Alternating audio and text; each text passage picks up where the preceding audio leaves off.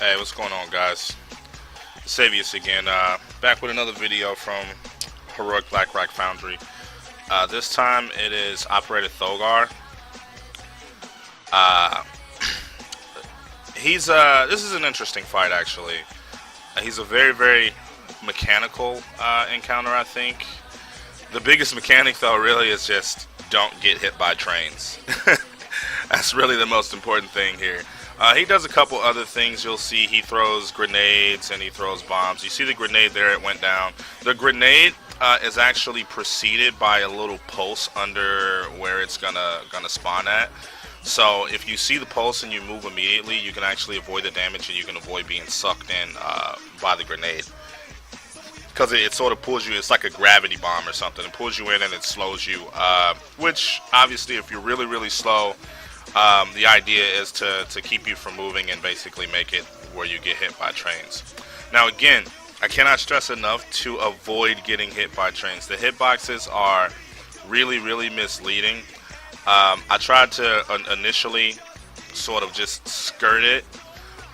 You don't want to be anywhere near the tracks that a train is on. Like, not even in that little empty space that it looks like it might be safe.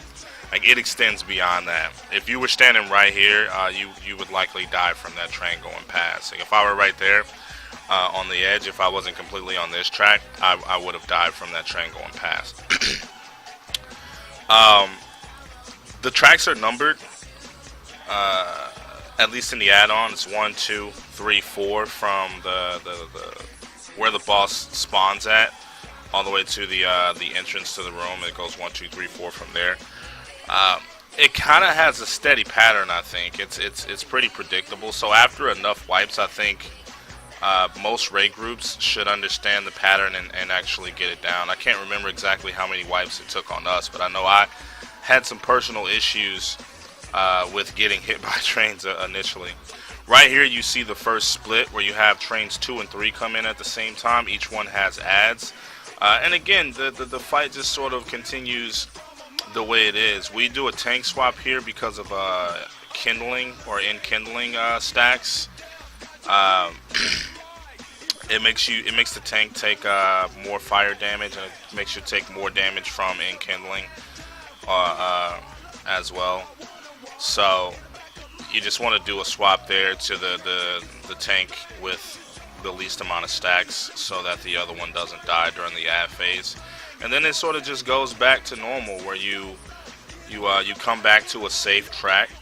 A lot of people use an add-on called Thogar Assist or Thogar Help or something like that. I was being stubborn. I still didn't run it. I run Bigwigs, and Bigwigs, as you can see, has timers for each train. So if you understand 1, 2, 3, 4, you look, there's a train about to come on track 2, so don't be anywhere near track 2, and then track 4. So 3 and 1 would likely be the safest. We were just standing on 3 for the most part. There's a train coming on 3 and then 2.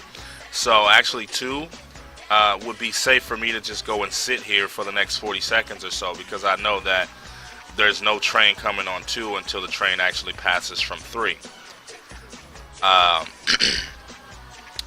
But yeah, that's pretty much it, man. This fight is more about mechanics than it is about raw output. It does have a hard end range at 8.5 minutes, I think, or 8 minutes maybe. I think it's 8.5, where a train will simultaneously come down every single track. So you know exactly when you're gonna wipe in that situation. If you take that long, it's 100% a wipe, and that happened to us once actually. But like I said, it really takes a while. People were struggling with trains. We only have 2 deaths in this run, and it's very close to the end of the fight. One of the tanks die, and the hunter Bo dead, ironically, dies. He gets hit by a train at the very end of the fight when the boss is at about 2%.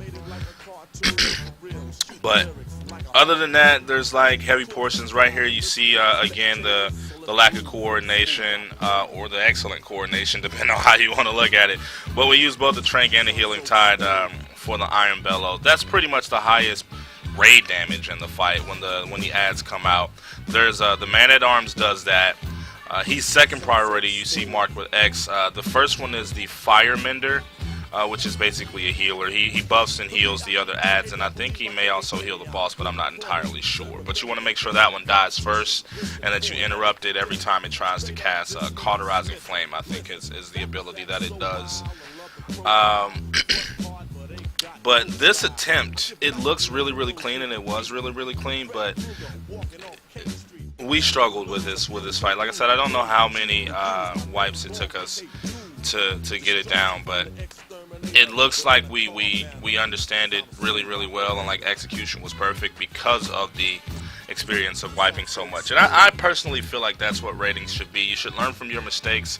You shouldn't go in and assuming that you're just going to one-shot stuff, because if you do, it doesn't necessarily mean that you're skilled. It could also be an indication that the fight is undertuned or the fight is very poorly designed.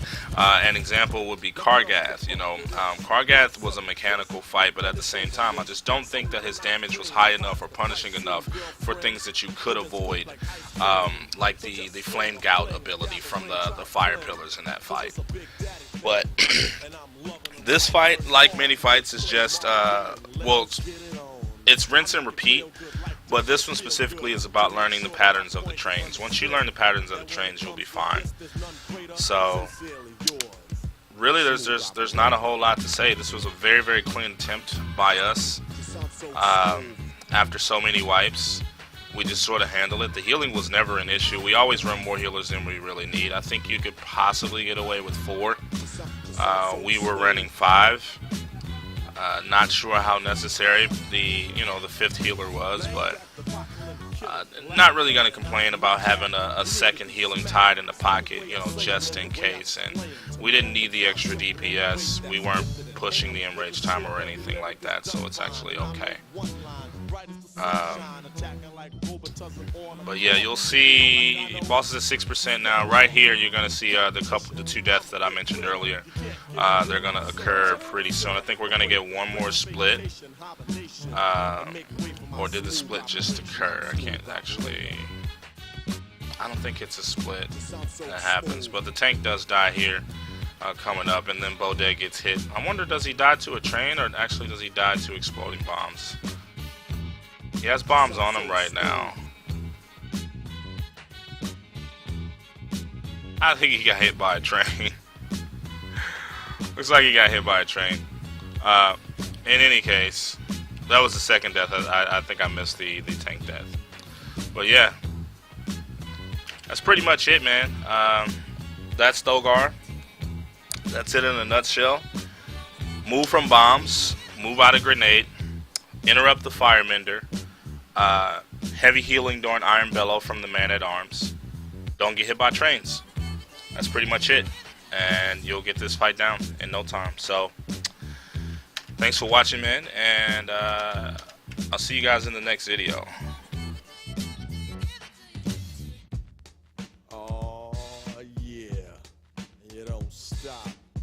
Genuine for 89, and I still ain't half stepping.